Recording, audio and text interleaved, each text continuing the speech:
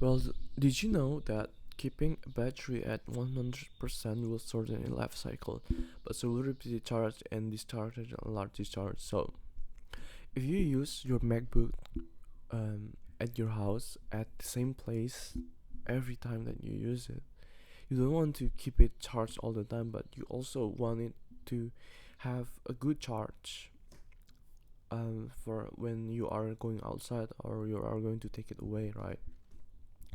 So for me, that I keep mine at 75% at all the time when I'm using it just for home and I'm not planning to go outside.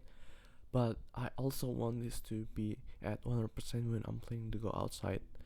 So um, what I'm using now is called al dente. So it limits the charge to only 75%, and I can easily, like, um, if I want to make it to 100%, I can just slide the limit to 99 or 100%, just like that. And for example, that I keep it like this.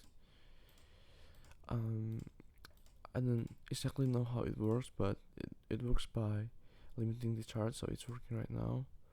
This charge is too high.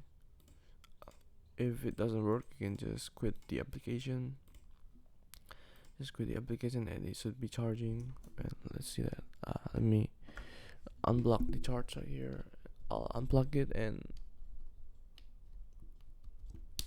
plug it again. The battery should be charging in a few minutes because I don't have the application on right now.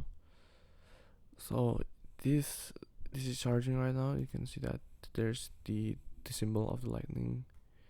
So it's charging. See that it's charging. But when I launch the all in the app, it will be stopped. Or such the adapter, it will be stopped, and I change the limit to 75%. Hit yes, enter, and it should be stopped. So I can keep my battery at 75% all the time and keep it plugged all the time because I only use it at this place of the house, and I think you guys should do it too if you guys care about the longevity of your battery. But if not, then it's fine.